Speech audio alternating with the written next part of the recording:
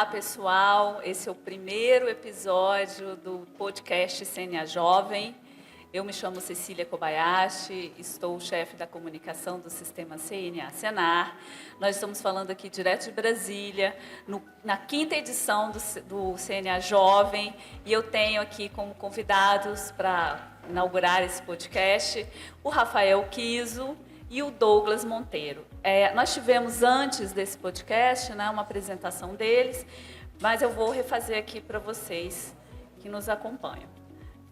O Rafael Kiso é especialista em marketing e mídias sociais, com 23 anos de experiência no setor, fundador e CMO da MLabs, a plataforma líder de gestão de mídias sociais, e sócio da agência Focus Network. Publicitário com MBA em marketing pela HSM, eleito como o melhor profissional de planejamento digital pela ABRAD, Associação Brasileira de Agentes Digitais. Autor dos best-sellers Marketing na Era Digital e Unbound Marketing. Bem-vindo, Rafael. Muito obrigado. Uma honra estar aqui batendo esse papo no primeiro episódio, né? Muito bom. E eu tenho também aqui comigo o Douglas Monteiro, que gosta de ser chamado de Doug Monteiro, é conhecido assim. O Doug é CEO e fundador da Conteúdo Urbano, que é uma produtora estratégica de conteúdo, parceira da TV Globo, SBT, Eletromídia e Terra. A Conteúdo Urbano trabalha com projetos para grandes marcas como Red Bull, Unilever, Bayer, Seguro Unimed, JBS, entre outras.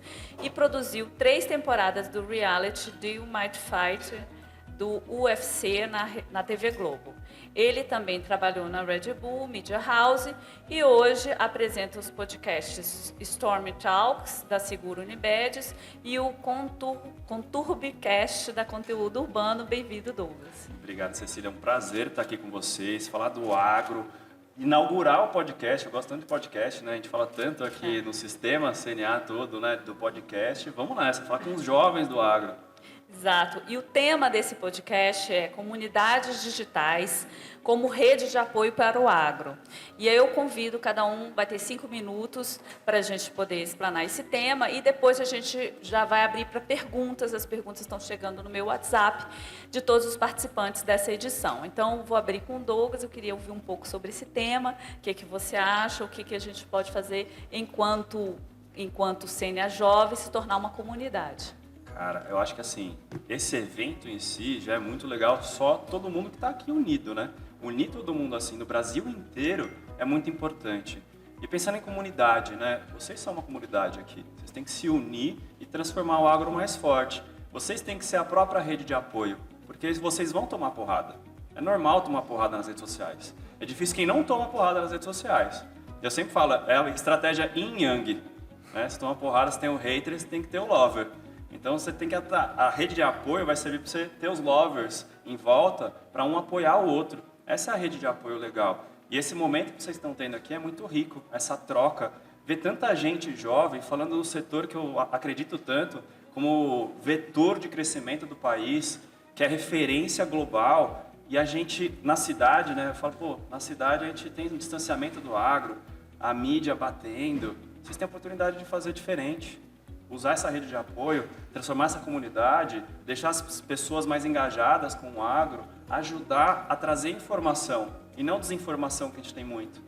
Vocês têm essa missão, essa tarefa, e essa rede que vocês estão aqui, gente, segue um o outro, cria grupo de WhatsApp, troca figurinha, cria conteúdo junto. Acho que é rico demais o que vocês estão fazendo aqui, e essa é a rede de apoio que começa aqui com vocês. Legal. E aí a gente estava num papo anterior falando sobre os creators, né, Rafael? Assim, como você ser um creator dentro de uma comunidade, né? Assim, qualquer um pode ser creator, né? E como você ser um creator, mas estar integrado em uma comunidade. Fala um pouco pra gente sobre isso. Eu acho que o fato objetivo é que, quando a gente fala de comunidade, a gente fala de colaboração, contribuição. Essa é a premissa para que uma comunidade aconteça. Então, sinto lhe dizer que ter seguidores não significa ter uma comunidade. Já começa por aí. Então, tem muita gente que fala assim, meus seguidores, minha comunidade. Não, você tem seguidores, você não tem uma comunidade. Porque a comunidade pressupõe contribuição, colaboração. Então, o Doug falou de grupo no WhatsApp. A maioria dos grupos do WhatsApp são top-down. Isso não é uma comunidade, isso é um grupo no WhatsApp. Então, comunidade pressupõe contribuição, colaboração, pressupõe que todo mundo esteja contribuindo para algo maior. Então, quando a gente sai das comunidades digitais, quando a gente vai para as nossas comunidades físicas, quando a gente fala assim da galera que mora numa periferia, galera da comunidade. Por que é uma galera da comunidade? Porque todo mundo contribui. Um está fornecendo tal produto, outro está fornecendo tal serviço para aquela comunidade. Não vem nada de fora. Ou seja, todo mundo vive em comunidade, de verdade. Então, quando a gente extrapola isso para dentro do ambiente digital, o quanto que nós aqui estamos unidos, contribuindo um com o outro para algo maior. Que no caso ali do físico, algo maior é aquela própria vivência, convivência da sociedade. Se eles não fizerem isso, ninguém vai fazer por eles, não é o governo, de repente, etc. Então, aqui na comunidade digital é a mesma coisa. Então, a gente olhando para as estruturas de comunidade, quando você fala de creator, primeiro, o creator, ele é um líder. Por sua vez, ele está criando conteúdo para inspirar as pessoas. É sobre a transformação que vocês vão fazer nos outros. Então, a comunidade tem que ter uma liderança. Mas não é top-down. A liderança é apenas para que a governança, pelo menos para que haja uma governança, mas para que a liderança inspire outras pessoas a querer também chegar lá, a também querer fazer acontecer. Toda comunidade ela tem que ter um propósito. Esse é algo maior, esse propósito. Mas toda comunidade tem que ter muito claro o que é o sucesso dessa comunidade. Então, o propósito, mas o que é ter sucesso aqui dentro dessa comunidade? Para que todo mundo queira sair da base para chegar lá em cima. Porque comunidade tem que revelar também quem são os seus principais contribuidores, quem é de fato que está mais engajado. Nem todo mundo vai engajar da mesma forma. Então, uma comunidade, nessa sua arquitetura, ela tem que ter uma liderança que consiga entender e enxergar quem são as outras pessoas que estão engajadas e contribuindo para aquela comunidade, para que essas pessoas sejam empoderadas dentro daquela comunidade e assim a gente vai tendo cada vez mais uma governança de contribuição.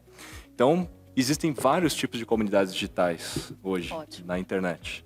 A gente está falando aqui da comunidade de suporte, uma comunidade onde todo mundo pode ajudar todo mundo, mas essencialmente ajudar o consumidor final nas suas dúvidas. A Apple tem uma comunidade de suporte, a Microsoft tem uma comunidade de suporte. Quando você tem um problema na Apple, você vai para uma comunidade para resolver. Mas a gente também tem comunidade de produto, onde as próprias empresas podem reunir os seus clientes para darem ideias daquilo que eles devem fazer enquanto produto. E aí todo mundo vota naquelas melhores ideias e as empresas então têm praticamente uma inteligência de mercado ali baseada na própria comunidade de clientes. Esse é um outro tipo de comunidade. A gente tem a comunidade de engajamento, que eu acho que é mais a situação do que a gente está falando do agro, que é todo mundo engajar em prol do propósito do agro, de levar essa mensagem para o consumidor final, para eles entenderem a importância que o agro tem. Eu até fiz agora há pouco um stories mostrando qual é a importância do agro na sua vida, falando para os meus seguidores. De menos importante a mais importante, todo mundo pensa em agro, talvez pense ali no campo, pensa ali talvez no boi, pensa numa hortaliça. Aí eu coloquei uma imagem que eu criei no ChatGPT agora. Do vinho que você bebe, ao chocolate, até o prato gourmet, sua brusqueta ali, o agro está envolvido. Até a camiseta que você está até ouvindo. a camiseta que você... exatamente. Até o móvel que a gente tem. É tudo, né? E a gente não para pensar o quanto que a gente depende do agro. Então, fazer com que as pessoas deem essa devida importância, e não é só um assunto ou outro que é polêmico, né? Mas devida importância para o agro, eu acho que é o propósito desse tipo de engajamento que a gente está falando aqui, da comunidade de engajamento. A gente entende muito bem o conceito da comunidade física, né?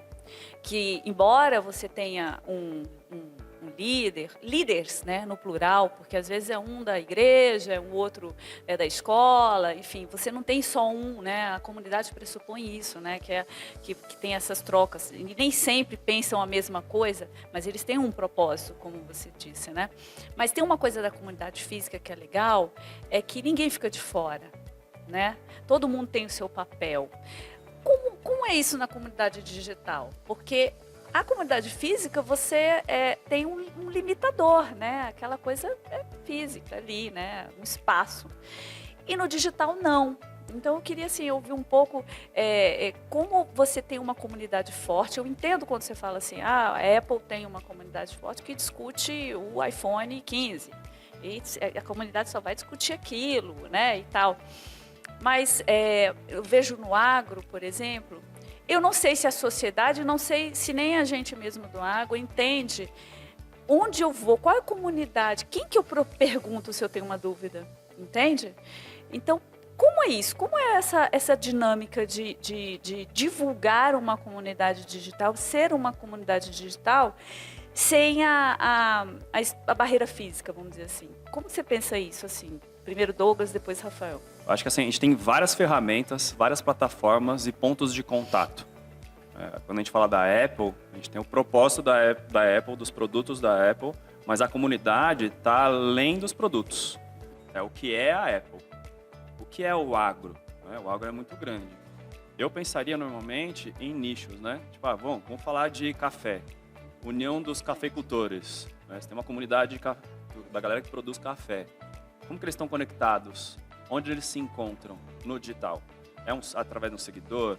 É através de um canal da CNA, Senar? Onde eles estão? Né? E aí começar efeito network, né? Um chamando o outro. Né? Gente, faço parte dessa comunidade, venha participar desse também. É uma coisa que a gente vê muito quem usa o Reddit. O Reddit é muito forte, que é uma plataforma, um fórum. Né? Os caras pegaram um conceito de fórum lá atrás e trouxeram para o presente. E as pessoas se trocam figurinha ali. Principalmente, como que eu faço essa caneca aqui? Onde você arranjou esse fornecedor? Um ajuda o outro ali. Tem essa rede de apoio através dessa plataforma que é o Reddit. Então, o digital, normalmente, você tem que se apoiar a um ponto de contato que é a plataforma. Seja o Instagram, seja o WhatsApp. Onde estão essas pessoas? E aí, cada um vai para uma plataforma, que nem eu falei na palestra aqui. A gente tem que entender as plataformas e onde a gente está. Depois que você entende, como que eu me conecto com as pessoas que estão ali? Porque todo mundo tem, às vezes, o mesmo problema. Às vezes é uma praga que eu tenho na minha cultura ali. Como que eu estou combatendo isso? Eu falo, eu resolvi isso colocando mais cal aqui na minha semeadura. E o cara fala, vou testar isso também. Ele entra, se conecta com esse cara, e se conecta com outro cara que tem o mesmo problema, e outro, e outro, e outro. E aí não importa aonde. O principal dificuldade das plataformas hoje é você encontrar qual que você usa primeiro. Essa é a dificuldade hoje, que é muita coisa, né, Rafa? Acho que até puxando para você, sim. A dificuldade é essa hoje, né? O seu ponto é muito legal, que é estar onipresente. É uma comunidade onipresente, porque a gente tem que chegar até as pessoas e não tentar levar as pessoas para algum lugar. Exato. Porque aí a dificuldade é enorme, a barreira é enorme. Se você criar um site e chamar isso de comunidade e falar, gente, vamos lá até a comunidade, ninguém vai. A gente tem que estar onde as pessoas estão já presentes e no momento em que ela fizer uma busca ou no momento que ela está lá consumindo um conteúdo, a gente está lá contribuindo, colaborando para essa comunidade. Eu vou dizer sobre o TikTok, porque uma das melhores formas de você entender o TikTok é você entender que cada uma das hashtags no TikTok representa uma comunidade. E quando você cria um conteúdo no TikTok que contribui para uma comunidade, é o tipo de conteúdo que, inclusive, viraliza mais, chega a mais pessoas. Então, você pega a hashtag BookTokBrasil, que é a hashtag onde as pessoas colaboram fazendo avaliações de livros, indicações de livros. É uma das maiores comunidades do Brasil e do mundo. Salvou muitas livrarias, inclusive, por conta dessa hashtag. Mas assim como tem da BookTok, tem também do agro, tem também de várias outras hashtags. Então, assim, mapeie quais são as hashtags da sua categoria, porque o agro é muito grande, da sua categoria, e começa a criar conteúdo para aquela categoria, começa a contribuir, colaborar, que é aquela ideia de que pressupõe colaboração, uma comunidade. Então começa a colaborar criando conteúdo. Cada um de nós aqui tem seus seguidores, cada um de nós tem o seu perfil, mas a ideia é a gente não ficar falando de si, a gente de fato contribuir para as comunidades. Então as hashtags são importantes nesse sistema, para a gente estar mais onipresente. O YouTube é muito importante, porque se alguém digitar alguma coisa no Google, vai achar um vídeo no YouTube. Exato. E a gente, como creator, está ali contribuindo e colaborando para a comunidade, cada vez mais onipresente em várias plataformas. Onde elas forem buscar, a gente está lá. E para finalizar esse ponto, o WhatsApp criou as comunidades. E as comunidades, pode perceber no WhatsApp, agrupam grupos. Essa é a função. Então, eu tenho uma dúvida aí. Você gostou disso, cara? Você tá usando? Então, eu estou usando para alguns aspectos, mas pensa nesse aspecto em especial, que o agro é muito grande, que você tem vários nichos dentro do agro. Grupos, né?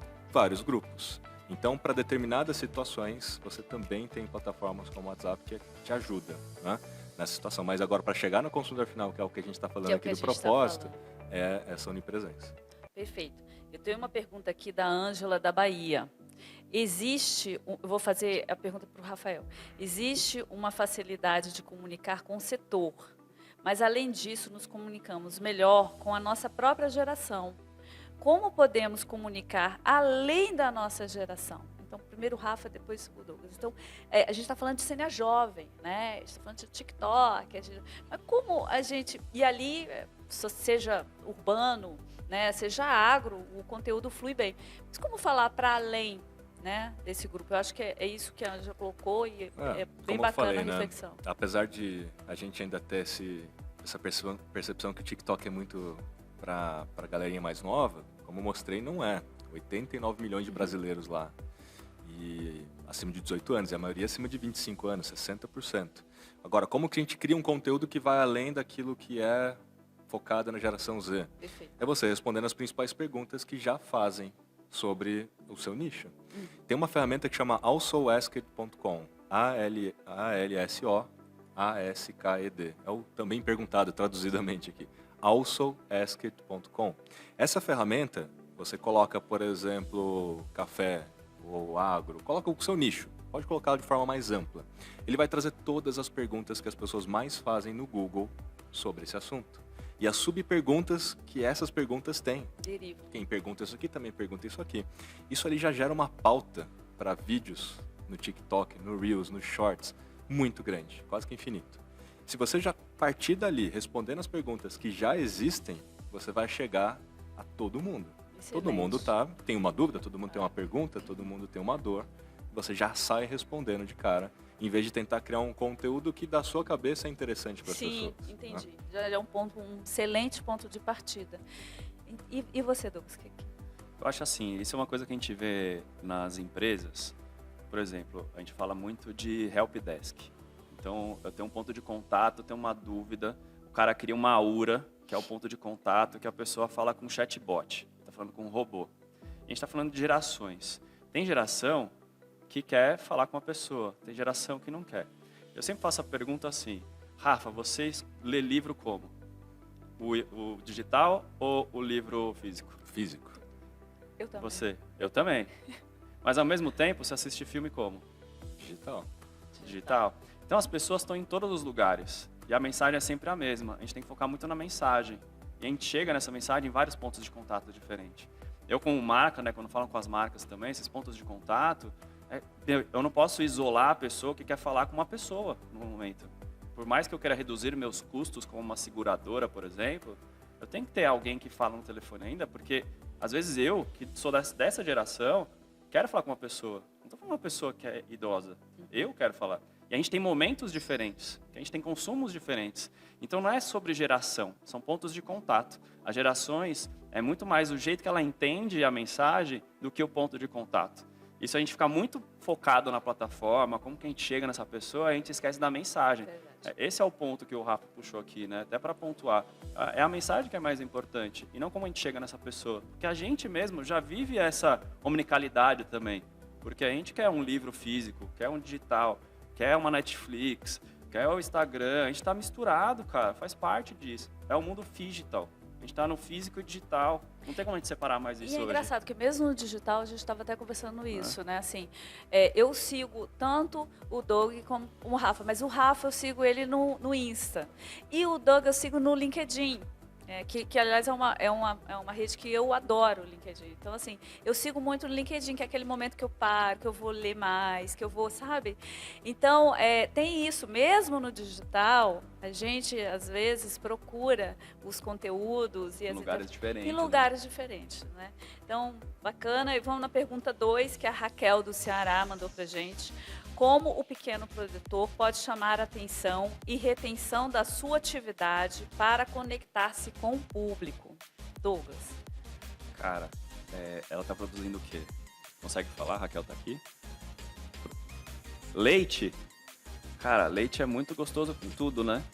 A gente faz queijo, tem mussarela de búfala. O que mais que a gente tem com leite? Tem muita coisa gostosa. Manteiga, sorvete. Iogurte. Olha tanta coisa gostosa que pode falar só de gastronomia. Você pode reter a atenção da pessoa, mostrando o produto final, ou a cadeia toda do leite. Que é bonita, né? O leite é legal, mostrar como que é feito o leite, né? Toda a higienização que tem, todo o cuidado animal que tem. Eu sempre falo para as pessoas, né, principalmente da pecuária, os caras acham que é agressivo demais, que não pensa no bem-estar. Eu falei, bicho, a galera pensa em produtividade. Se você dá bem-estar animal, ele produz mais. Simples assim. É que nem o ser humano. Se você tá bem com a saúde mental, você não produz mais. O animal, a mesma coisa. Então, só aí você já tem um caminho gigantesco de produção de conteúdo, porque você tá linkando com coisas do ser humano, tipo, falando de saúde mental, linkando com o animal. Isso é um problema que a gente tá agora. É entender a cultura, né? Tá todo mundo falando de saúde mental hoje. Como que a gente aplica isso na cultura dentro do meu contexto? É isso, entendeu? Legal. O que eu mostro? O bem-estar animal. Eu tô falando do meu bem-estar. Aí você consegue chamar a atenção das pessoas e reter as pessoas nesse conteúdo, porque são temas que estão acontecendo no momento, são propícios do ser humano. Legal. E aí, fazendo um gancho com a palestra que a gente teve, Rafael, que você trouxe alguns exemplos, né, de produtores lá na sua propriedade, filmando o seu dia a dia. A gente tem alguns poucos exemplos no Brasil, mas como isso pode inspirar, né, nessa questão de impulsionar não só uma mudança de imagem, mas também na venda daquele produto, né? Queria que você falasse um pouco pra gente disso. O fato principal é que você tem que colocar a cara ali. Né? Você tem que humanizar e mostrar que é de verdade, que é autêntico, que não é um banco de imagens, não é algo institucional, não é algo que parece uma propaganda daquilo que você faz. E sim o propósito do porquê você faz. É o porquê e o porquê. Né? Você faz o porquê que você faz, mas por quem que você faz. E aí você vai falar do consumidor e da transformação que você quer fazer na vida dele a partir do leite. Então, por isso o cuidado que o Doug falou. Pô, qual é o cuidado que você tem? Porque a transformação que você quer gerar é de um bem-estar, de uma produtividade, uma saúde maior. Então, essa é a preocupação que você tem que mostrar. E não ficar falando só de si, né? Mas falar da transformação. Eu acho que tem uma linha muito legal de você mostrar o produto final ou até ensinar a fazer uma receita que vai leite e mostrando que essa receita fica melhor com o seu leite, porque o seu leite é um dos principais ingredientes que vai ali. Tem não sei o quê. Então, para chamar a atenção, do consumidor, eu iria pelo lado daquilo que o consumidor já se interessa, aquilo que ele já está procurando, o que ela está procurando. Porque às vezes eu vou falar de como que eu crio o meu gado, não é algo que vai despertar o interesse imediato. Entendi. Mas a pessoa está procurando como é que faz um sorvete gourmet em casa.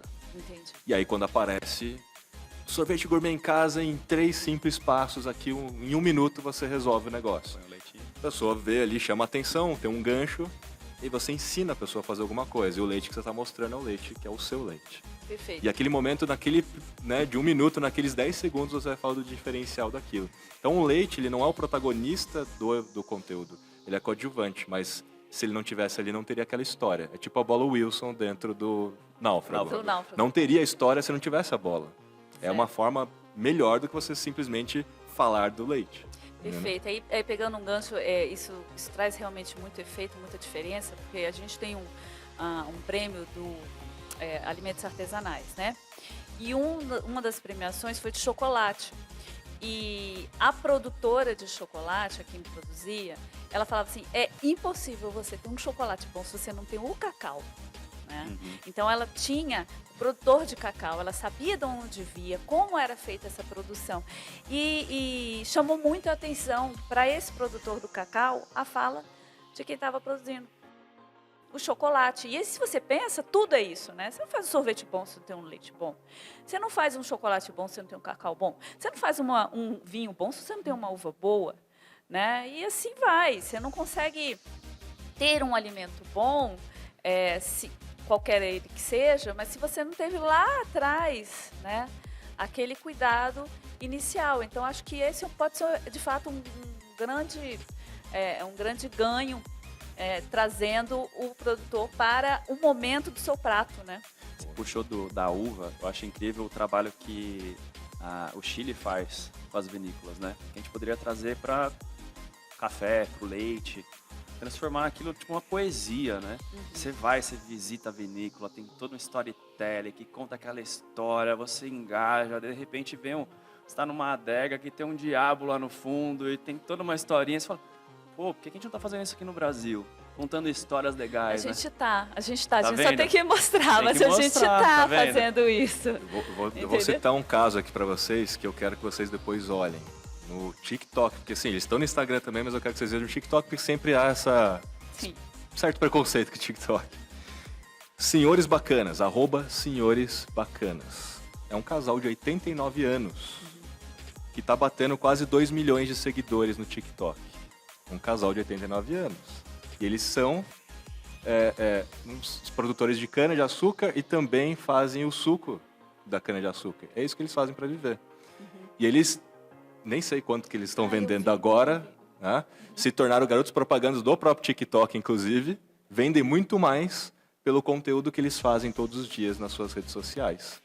Tem a humanização, eles aparecem, eles mostram esse dia a dia deles e ela faz as receitas e mostrando o produto que eles estão usando, que é o produto que eles mesmos estão produzindo.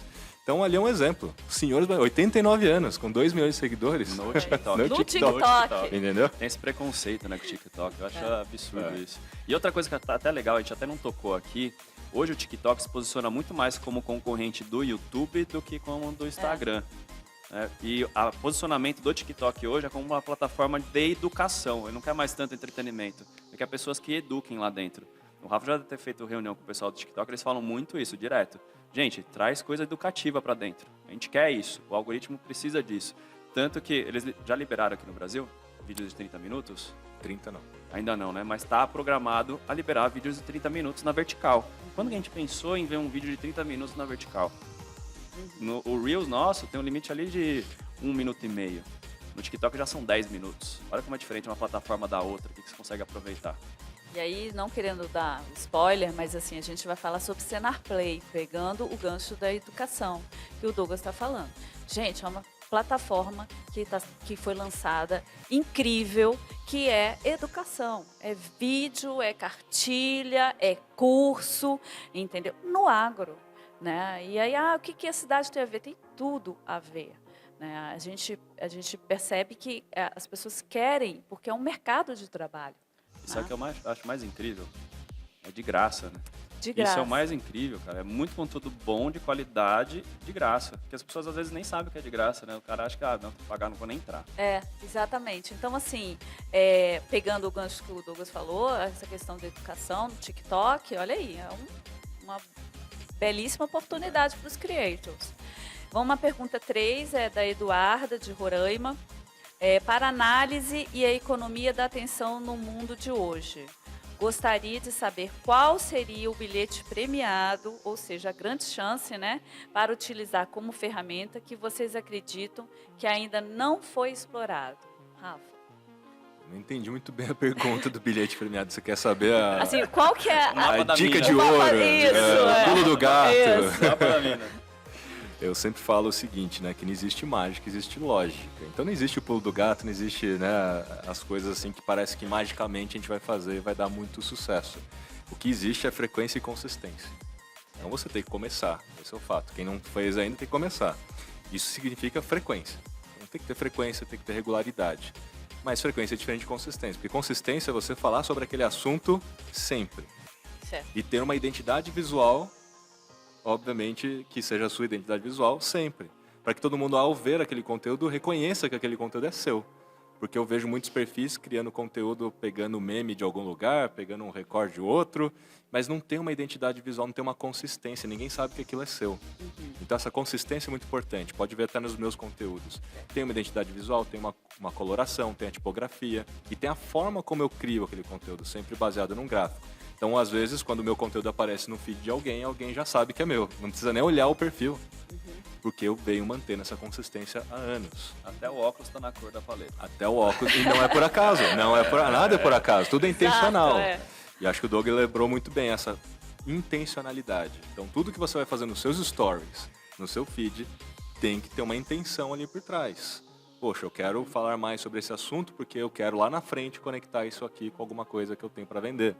Então tem que ser intencional, não pode ser aleatório. Me falaram que eu tenho que falar da minha vida pessoal nos stories, vou mostrar meu cachorro e tal. Mas aí você está indo apenas por puro engajamento, não com a intencionalidade de contar uma história que vai culminar em algum lugar.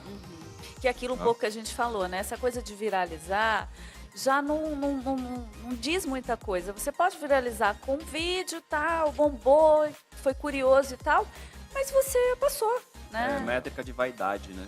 É métrica de vaidade, porque não vai vender, você vai se sentir legal, porque, nossa, tive 30 mil likes, viralizou, tem 100 mil views, mas a pessoa não lembra quem é você, não lembra o que você faz, não vendeu nenhum produto, mas tá lá, sua vaidade foi para além daquilo. Mas a consistência, fazer algo que realmente traga uma estratégia para o que você está fazendo, é difícil mesmo, né? Sim. Você entender a plataforma, entender o que você é, o que você representa para as pessoas que você quer conectar, isso é muito importante. E montar essa estratégia, não sair só, vou começar minha rede social agora. Você pode começar do zero, como que eu vou fazer todos os pontos de contato?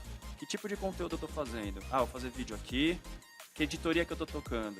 De segunda-feira eu vou falar sobre leite. Terça eu vou falar de café. Quarta, como o café e o leite se conectam. Quinta, vou falar do mercado externo. Sexta, vou falar de coisas da minha vida que sou produtor. Criei uma linha aqui de produção editorial. E aí eu continuo montando esse conteúdo consistente, com a minha cara, com a minha identidade. Eu vou fazendo. Gente, dei consultoria de graça sobre café e leite, parabéns. Eu acho que um ponto legal que o Doug colocou é o seguinte. Quem aí viu aquele vídeo do feirante fazendo uma paródia? Da alface. Da alface. Todo mundo Sensacional. viu, viralizou. Todo mundo viu. Foi ele que produziu? Não. Alguém filmou ele cantando. Alguém foi lá e comprou alguma coisa dele? Não. Né? Então Ninguém sabe viralizou. onde tá, né? Viralizou. Para a maioria das pessoas, viralizar é bom. Só que se você tem condições de mapear o tamanho do seu público-alvo potencial em cada uma das plataformas, então, poxa, quem se interessa por aquilo que eu tenho para vender no Instagram, no TikTok e tal, vai no sistema de anúncios, vai no Meta Ads, no TikTok Ads, no LinkedIn Ads. Todos eles têm uma plataforma de campanha. Simule uma campanha. Coloque as suas variáveis de segmentação. Eu quero atingir homens e mulheres de tal idade que se interessam por isso, por aquilo. Na minha região, por exemplo. Ele vai te dar um número de volta. No Instagram tem 300 mil pessoas. No TikTok tem 80 mil pessoas. Pelo menos você tem um parâmetro. E aí na hora que você faz um vídeo, você compara o alcance que você teve no vídeo com o alcance do seu público-alvo potencial. Caramba, eu alcancei 30 mil pessoas nesse vídeo. Tese, 10% do seu público-alvo potencial. Caramba, viralizei, estourei 3 milhões de pessoas. O que significa? Alcancei um monte de gente desqualificada, que não tem nada a ver com o meu negócio, dado o fato que eram 300 mil pessoas, e você alcançou 3 milhões. Ou seja, na maioria das vezes a gente viraliza pelos motivos errados. Exato. E não pelos motivos certos. Exato. E isso vai te trazer um pico de seguidores. E quando você tem um pico de seguidores, principalmente no Instagram, o que o Instagram faz no dia seguinte? Você faz um post, ele entrega para uma amostra estatística dos recém-seguidores. E se esses recém-seguidores não interagirem, não engajarem em nada, a taxa de engajamento baixa, alcance baixo. Depois de 7 dias, ele chega numa conclusão. Se o seu perfil tem relevância ou não tem relevância para aquela turma. E ele para de entregar. Então, se as pessoas te seguiram pela dancinha, ou pelo engajamento, ou pela paródia, quando você faz um conteúdo falando do leite com o café, eles não vão engajar, porque não foi por isso que eles te seguiram. Então, engajamento baixo, entrega baixa. E por isso que muitas vezes você ganha, seguidores, porque você faz sorteio não autorizado, porque você compra seguidores ou viraliza de forma errada. Isso é irreversível para um perfil. Seu engajamento sempre vai ser baixo, seu alcance sempre vai ser baixo. Então, não façam isso. Não façam isso. Vamos lá agora para Yasmin, do Rio Grande do Norte. Recentemente, uma empresa de cosméticos lançou uma linha de produtos com frutas brasileiras. E uma propaganda foi ao ar com uma famosa atriz global, onde ela tira do pé de caju, tira do pé um caju ao contrário. Isso repercutiu negativamente, mas eles souberam contornar a situação com um influenciador de forma descontraída e engraçada. Vocês acham que esse erro foi proposital, como estratégia de marketing? Isso existe? Porque a gente sempre fica na dúvida, porque assim, pra gente que é do agro, todo mundo que viu o caju falou, o quê? Sabe assim, não é possível. Fizeram uma pesquisinha básica antes. Então a gente sempre fica nessa dúvida mesmo, sabe? Cara, isso é de propósito, para poder viralizar. E mesmo sendo, complementando a pergunta da colega aqui, mesmo sendo de propósito, vale esse tipo de jogo? Posso te falar, pelo lado publicitário, foi totalmente estética. Não foi pensado. Esse tipo de coisa não é pensado. Na hora que você está filmando, qual que é o lado mais bonito do caju? Onde ele vai brilhar mais? Eu tiro ele do pé, ele pode estar de ponta cabeça, mas ele está mais bonito assim? A veracidade não é da publicidade, é do meu conteúdo. Então, eu tenho que deixar o mais bonito possível. Se o caju está de ponta cabeça, mas ele está mais bonito, eu vou deixar ele assim. E aí depois, cara, sei lá, o marketing que fez isso com certeza não deve ter pensado que poderia dar um reboliço, porque senão eles teriam feito tudo certo. Uhum. Porque a publicidade não quer o backfire, né? Não quer o ricochete, né? Que tipo, deu um tiro e voltou para ele o problema. Ele quer um negócio estético, bonito, quero vender produto. Se tem uma polêmica, putz, eu errei. Mas bonito, tava bonito, não tava? É estética, a publicidade é estética. A gente vê muita coisa errada do agro quando a gente está mostrando a realidade, né? A pecuária, né? De repente você pega uns bois que nem estão no Brasil. Tem raça que nem está no Brasil. Que foi filmado na Europa, que a luz da Europa é mais bonita. Mas ainda dá para ter esse tipo de comportamento. Assim, Cara, gente, infelizmente, somos 3 publicitários, sim, né? cara, Agora acabei de perceber isso. O infelizmente Douglas, é eu e o assim, Rafael cara. somos 3 publicitários. E assim, eu entendo quando você fala isso. A publicidade, ela é estética. Mas você acha que ainda cabe? Ainda cabe, cara, que a gente tem umas travas humanas quanto a isso. A beleza real de Dove não passou para todas as marcas. Senão já teria pegado para todas as marcas. Esse é um case já. Não precisa falar de agro. Falando da beleza real Dove. A gente fala da beleza real da mulher e tudo mais. Isso não passou pro resto da publicidade. Ainda o cara quer mostrar o iPhone que não é o real, em 3D, num plano preto, todo lúdico. Você fala, cara, eu quero esse produto. Não é real. Entendeu? E isso passa por todo o resto. Então, a publicidade é muito estética. Quer mostrar o produto estético. Aí você tem um conteúdo, que é diferente, que é o que eu trabalho mais, que é o branded content. E aí você vai para a realidade. O conteúdo de marca tem que ser mais real. Aí você faz documentários, você faz outro tipo de conteúdo que é mais verdadeiro. Não é que nem a estética, né? A publicidade, querendo ou não, ainda é muito estética. A foto perfeita, o filme perfeito. A gente na CNA, a gente tem um cuidado muito grande no sistema, né? Tudo que é gravado, tudo que é filmado, fotografado, passa pela equipe técnica. Então, assim, quando a gente vai a campo, tem um técnico lá avaliando exatamente por isso. Porque, assim, tudo bem que a empresa de cosmético pode errar, mas a gente não pode errar. Né? Então, a gente não pode colocar ali uma imagem. Aí não vai ter influencer engraçadinho que vai reverter uma situação dessa. Então, quando você tem né, o poder de fala, você não pode cometer. Eu estou errada, Rafa? Eu vejo que cada marca tem um posicionamento. E nesse caso em especial, a gente está falando de uma marca de cosmético que se preocupa muito com a estética. E ele, obviamente, condiz com a preocupação deles na estética, então o filme esteticamente tinha que estar bonito. Mas tem outras marcas que também são de cosmético, mas o posicionamento é diferente. É um posicionamento mais natural mesmo, mais natureza. Então você vai ver o filme vai mostrar realmente o pé de caju. A Dove, né? A Dove, pessoas, se já fizesse... Natura. Né? Natura, A gente tá falando Sala de Online. Tá falando de L'Occitane versus Natura. Aqui, Isso, entendeu? tipo isso. Então assim, pô, a Natura não vai fazer nunca o que eles fizeram. Eles estão muito mais preocupados com o estúdio realmente estética. A Natura não faria isso. Então teve muito posicionamento, mas não me parece que foi premeditado. Vou fazer para gerar polêmica, para surfar. Mas esse tipo de coisa, eu entendi a pergunta da colega no sentido de esse tipo de truque. Então, eu não Isso acho que vale foi truque. Também acho que não. Mas mesmo não sendo, mas valeria a pena fazer esse tipo de truque?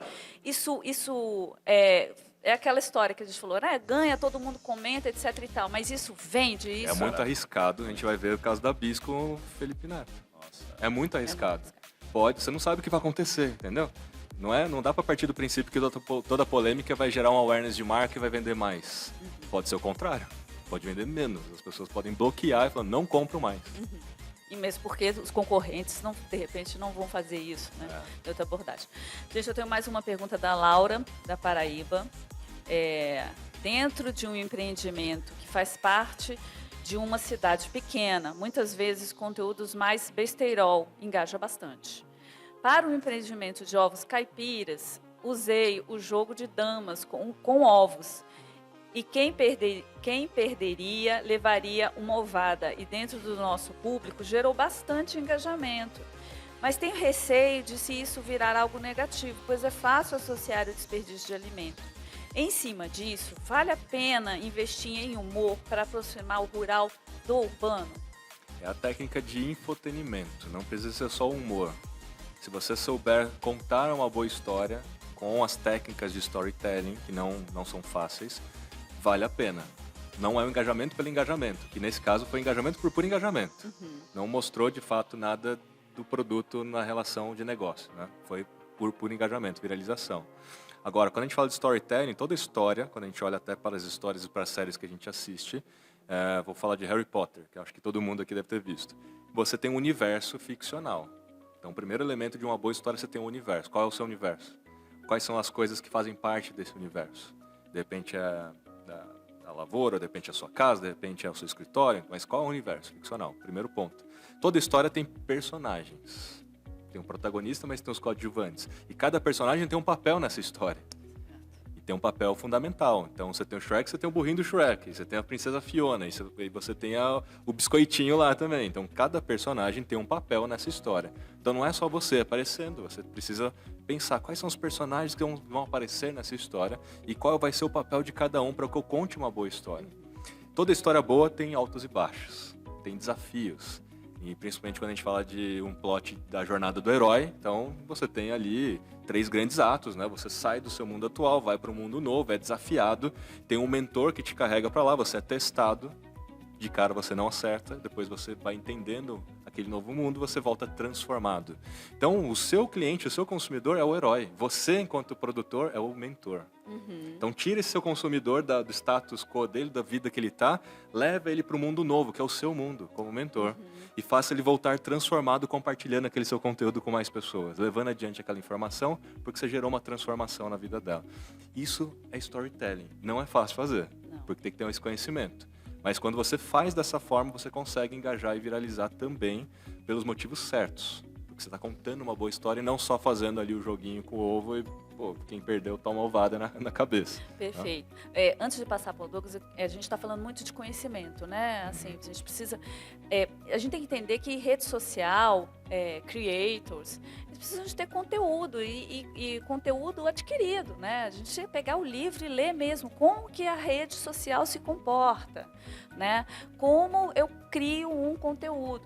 Dá umas dicas para a gente, Rafa, além dos seus best-sellers, claro, mas onde mais a gente pode encontrar esse conteúdo, sabe? Que traga esse olhar técnico mesmo para a rede social, porque não é só o videozinho que vai viralizar, né? Sim. Dá uma dica para a gente. Hoje nas próprias redes sociais você encontra muita coisa. Então, o TikTok, o YouTube, se você digitar qualquer técnica que você quer aprender mais, vai ter um vídeo ali te ensinando. Não tem nada mais vasto hoje do que as próprias mídias sociais para te dar, pelo menos, uma introdução sobre aquele assunto. Não vai te dar profundidade, porque a grande maioria das vezes você vai consumir um conteúdo de 1 minuto e meio. Talvez no YouTube você consiga chegar a alguma coisa mais densa. Né? Eu mesmo faço lives de 1h30, 2 horas, são coisas mais profundas. E não tem nenhum formato de conteúdo mais profundo que livros. Então, realmente, se você quiser entender mais de storytelling no nível de profundidade, ache um livro sobre isso. E tem inúmeros livros de storytelling que a gente pode citar. Mas é a história do topo, meio e fundo, né? Comece entendendo melhor sobre esse assunto, vai se aprofundando, vai chegar nos livros. Aí, o próprio livro, você pode digitar livros sobre tal coisa, e você vai ter ali no BookTok Brasil um monte de recomendações sobre esse tipo de livro. Eu acho que foi legal a sua lembrança das plataformas, porque assim, o Google tem acho que mudou o nome, mas eu esqueci. E o LinkedIn também tem. Todos eles têm, gente, ambientes de conteúdos técnicos mesmo sobre aquilo, que exploram vários assuntos, né? O Google Universe, eu acho, não lembro qual é o nome, mas o Google você tem artigos, que você tem ali uma horinha de leitura, você tem livros, você tem debates, você tem uma infinidade de formatos que ali você pode estar entendendo, não só de Google, mas de marketing, de redes sociais, do universo que cerca toda essa comunicação. Posso dar um último antes do Doug? A gente fala muito de ChatGPT. ChatGPT, de fato, te ajudaria muito se você fizer um prompt baseado em storytelling, pedindo, baseado em storytelling, etc e tal, como é que eu posso fazer um TikTok, um Reels, mostrando meus ovos e não sei o quê. Beleza, ele vai te dar. Mas tem uma ferramenta que, para mim, que eu mais uso do que o ChatGPT, que chama Perplexity, perplexity.ai. O Perplexity, ele faz buscas na internet. E ele te mostra uma resposta de como é que você faz aquilo, mas com referências. Então, ele te traz todas as referências. E aí você clica e vai até a referência. É a referência em site, referência em blog, referência em artigo, em pesquisas. Então, ele é mais interessante por esse ponto de vista de aprofundamento. Então, você vai ter uma resposta e você pode se aprofundar naquilo. Perplexity.ai. Excelente. Só para puxar esse gancho de aprendizado, que é uma coisa até que eu falei antes aqui no papo que a gente estava fazendo, uma coisa que eu gosto muito é de furar a bolha. Então, eu não aprender história só com coisas que eu gosto. É ouvir coisas que eu não gosto. Até porque a gente está tão polarizado hoje, escutar o outro lado que você odeia é muito importante. Isso é muito importante. Você entender as outras pessoas que você não gosta, conteúdo que você não gosta, conteúdo totalmente diferente. Tem uns filmes que eu assisto às vezes que eu falo, cara, o que eu tô assistindo aqui? Esses dias eu me peguei assistindo Ursinho Pooh versão de terror, cara. Fizeram isso, cara, pagaram pra fazer esse filme. Não assistam, não recomendo. Mas vale a pena pra você entender histórias. Como que você conta uma história boa e uma história ruim? Se assistir coisa ruim, você vai falar, cara, não vou fazer desse jeito. Só o bom, às vezes, não vai te ensinar tanto. O ruim tem que te ensinar também. Pode continuar, Cecília. Só esse aviso. E consumir somente coisas do seu nicho Também não vai te não dar é. repertório, Exatamente. né? Um dia desse, eu não consumo apenas, né? Eu converso com pessoas, tenho amigos que pensam completamente diferente de mim. Né? E eu acho que isso que faz parte. Até para você poder fazer um conteúdo mais relevante. Exatamente. Né, que fale assim, eu vou ficar falando para mim, né?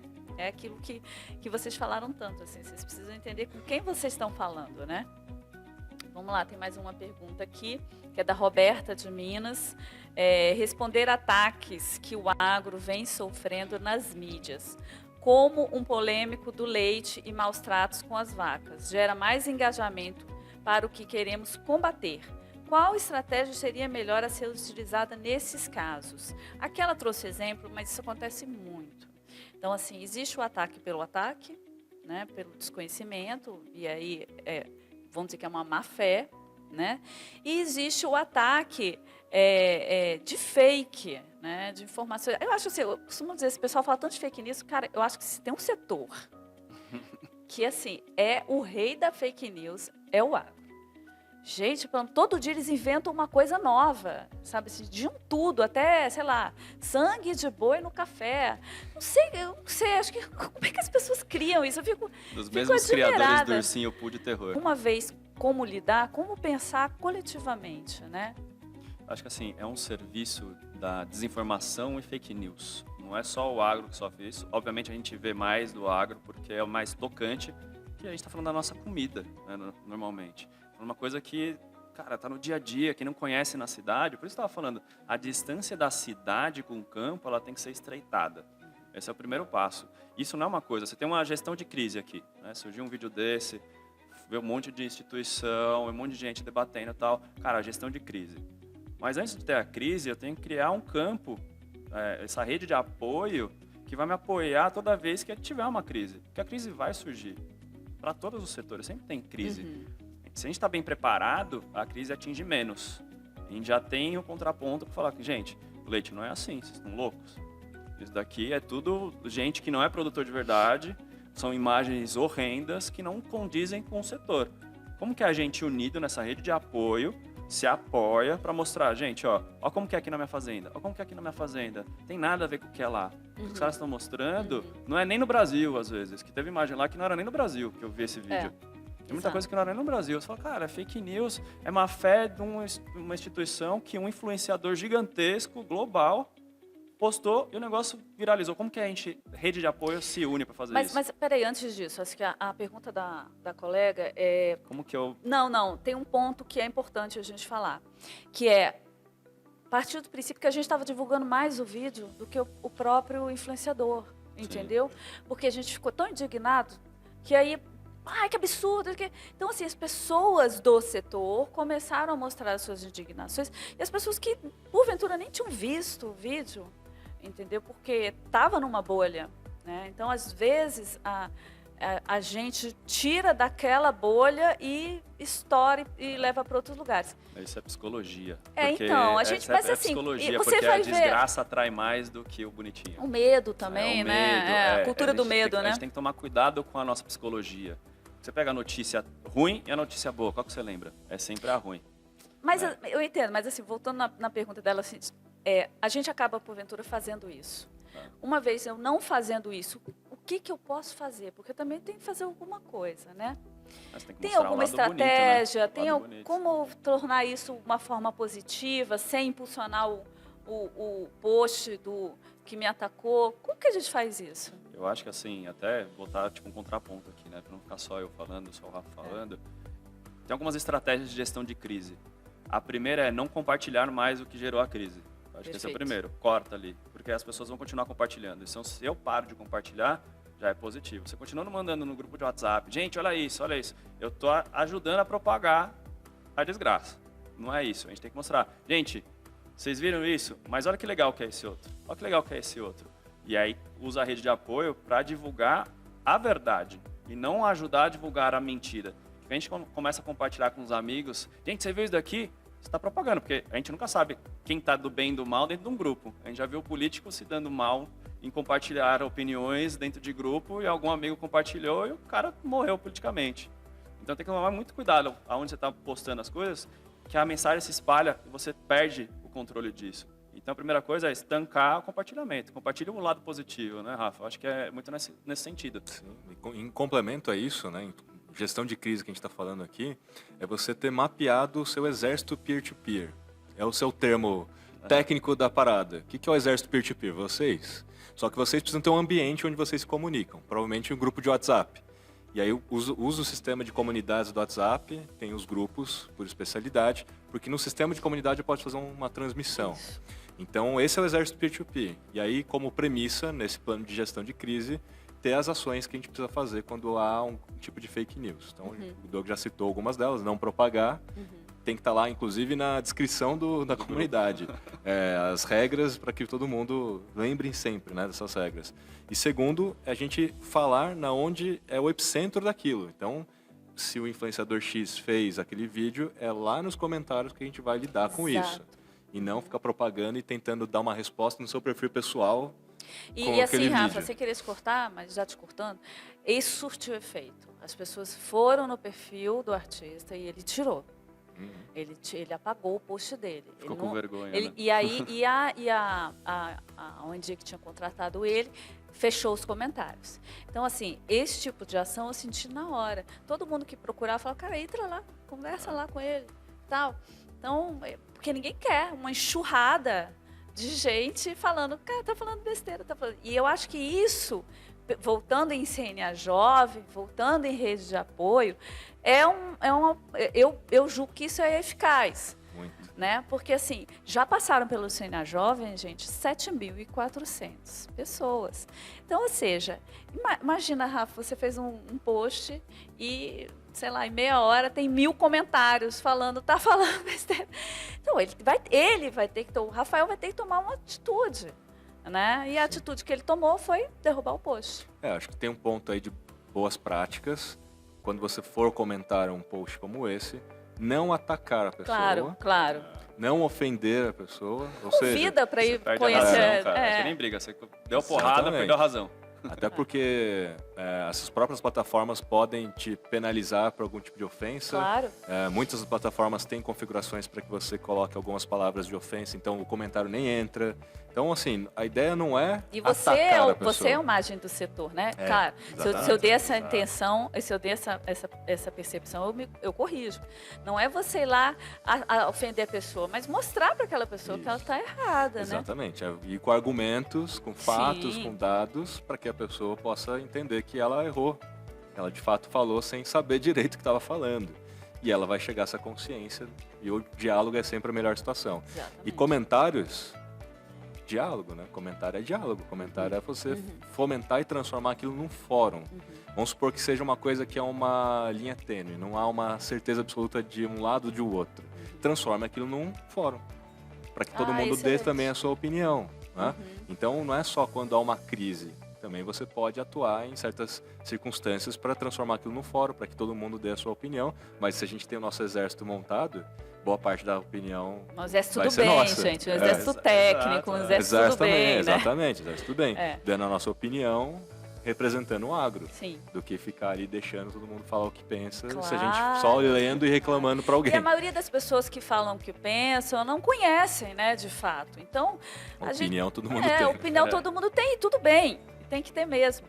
Mas é diferente de um produtor de leite ir lá e falar, olha, não é bem assim, eu convido você vir aqui na minha propriedade. Eu produzo leite há tantos anos, minha produção é assim, etc e tal. Você sabia que se o animal não está bem cuidado, ele não produz. Enfim, né? Você buscar resgatar para você é o seu direito de fala, né? De uma forma técnica, da forma que você conhece mais do que qualquer outra pessoa.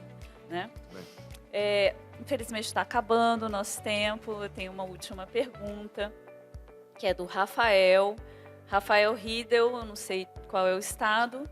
Ele pergunta: em um mundo onde a grande maioria das pessoas são cobradas de se posicionar para um lado ou para o outro, muitas pessoas deixam de criar conteúdo ou se expor por medo de serem cobrados de posicionamentos ou mesmo cancelados. Qual a opinião de vocês sobre como lidar com isso? Vou parecer isentão falar isso, né? Eu acho que, politicamente, até por trabalhar com tantas marcas diferentes, que têm posicionamentos muito fortes, eu nunca me posicionei nem para um lado nem para o outro. Todo o conteúdo que eu produzo, eu nunca penso de estar de um lado ou de outro. É tipo, ouvir os dois lados e chegar no consenso. Não é preto e branco. Tem uma cartela de cinzas que você pode criar conteúdo no meio do caminho, você consegue falar com os dois lados. Né? Às vezes tem um grupo de amigos que fala, pô, você é de direita, tem outro grupo que fala, você é de esquerda. Cara, não, você não sabe do que eu estou falando. Entenda a minha mensagem. A mensagem é mais importante do que o posicionamento em si. Ah, você é de direita, você é de esquerda. Não é isso. Eu acho que a mensagem tem que ser mais importante do seu posicionamento. A não ser que você, como uma marca, tem um posicionamento de... Tem algumas marcas que pegam até posicionamento racial ou de inclusão e levanta a bandeira. Nesse sentido de posicionamento é uma coisa. Eu acho que nesse sentido que está falando é político. Não, ele de forma geral. Né? Porque assim, geral. Uma vez que você levanta a bandeira, você fala, cara, eu sou isso. Levantei a bandeira. Você tem que ser consistente e você tem que ser muito forte na bandeira que você está levantando. Na hora que você abaixa um pouco, vai tomar flechada. Então seja consistente. Se você vai se posicionar, aceite o seu posicionamento, aceite quem você é e mantenha forte naquela consistência.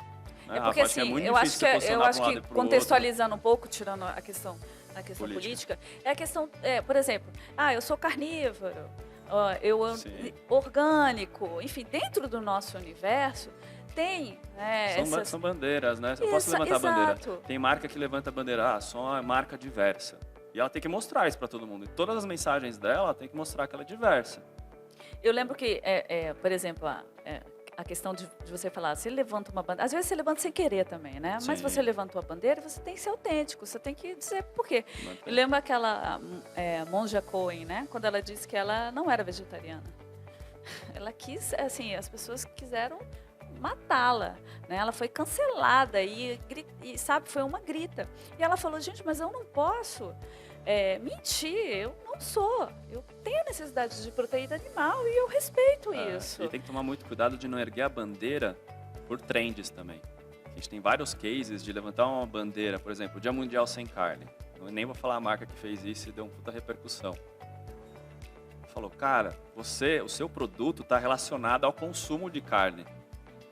Como assim você está levantando uma bandeira contra o seu consumidor, deixando a sua verdade de lado? Sabendo quem você é, como você está posicionado, você consegue levantar a bandeira e sustentar essa bandeira. Chega lá no Monte Everest, ninguém vai tirar ela de você. Você tem que manter ela lá em cima.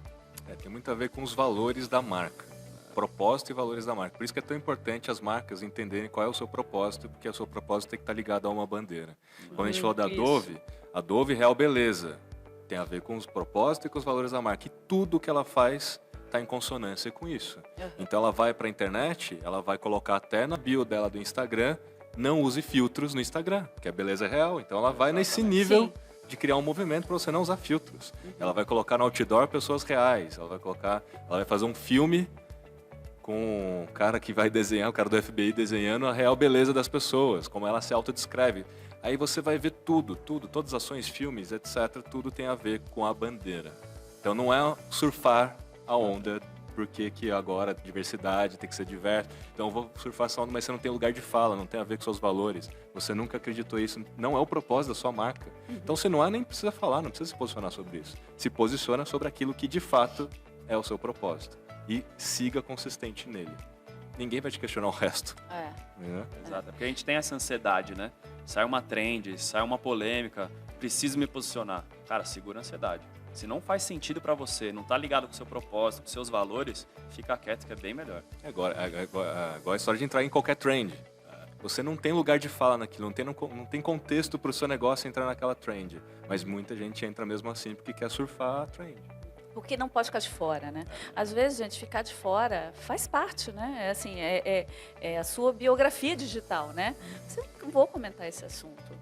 Eu lembro que uma vez eu conversando com uma CNA jovem, tinha pretensões assim mais elevadas de política, etc. E tal. Eu falava assim, bom, então pega os grandes temas, né? Que você vai se vir obrigada a falar. E saiba quem é você dentro daquilo ali. Eu penso isso sobre isso, mas por quê? Por causa disso, assim, assado. E você é capaz de mudar de opinião, gente. Lembre-se sempre disso, entendeu? Então, você mudou de opinião lá na frente, volte naquela mesma planilha sua e diga, olha, eu visitei um lugar, conheci uma pessoa, participei de não sei o quê, vi uma realidade que eu não conhecia e eu mudei de opinião. Porque o que eu sempre falo para os jovens vocês estão fazendo uma biografia digital. Eu não tenho isso, né? A gente até conversou isso do outro dia, né? A gente não tem isso, porque a gente entrou, a gente já estava, né, ali, não tem a história. Você uma vez num bar, não cabe isso, né? Agora, na rede social de vocês, é uma biografia digital. Quando vocês estiverem lá na frente, vocês forem político, ou foi o maior produtor de cacau do mundo, ou a maior referência em direito agrário, enfim, lá na frente você escreveu uma biografia. Essa biografia ficou pública. Né? As pessoas vão voltar e vão revisitar aquilo ali. Então você precisa, eu acho que quando você parte para vou ser um creator, reveja o seu perfil, né? Seus posts, os seus pensamentos. Eu mudei, ótimo, mas eu mudei por quê? Como? Né? Quando que isso aconteceu? Para que você, quando for se posicionar, você tenha segurança do que você tá falando, a segurança, a tranquilidade de ser você mesmo, né? Sem ser uma trend, sem ser um momento, sem ser Para encerrar, eu queria 1 minuto do Douglas, 1 minuto do Rafa, e agradecer a todos, né, por esse momento, para a gente estar aqui e que continue, que a gente tenha mais oportunidades de ter esses bate-papos. Gente, obrigado por convite aqui. Eu gostei muito de todo o papo aqui, principalmente estar presente com tanta liderança jovem, com tanta gente. Eu achei legal tanto de mulher que tem aqui, né? Porque a gente pensa o agro, e o agro normalmente é mais masculino. E aqui a gente vê que tá 50-50, né? Tá 50-50, cara. Isso muito legal, de representatividade. Todos os estados sendo representados aqui. Cara, obrigado pelo convite. Que esse projeto de podcast continue por muito mais tempo. Por favor, porque eu acho interessante trazer as lideranças aqui, ter esse bate-papo. Parabéns pela iniciativa de vocês. Legal, Rafa. Muito bom. Bom, eu vejo aqui uma comunidade, claramente, offline. E no online. E no online. E somos uma comunidade também no online. Então a gente tem que se unir de fato, entender todas essas técnicas que a gente falou aqui, para que vocês contribuem, colaborem, sejam protagonistas dessa mensagem, criem conteúdo, porque todo líder, qualquer líder daqui para frente, precisa se comunicar muito bem, precisa criar conteúdo, precisa gerar transformação nas pessoas, precisa inspirar as pessoas. E isso são premissas para a formação de comunidade, para que vocês tragam mais pessoas para dentro do agro. É isso, gente. Obrigada pela participação. Até a próxima. Valeu.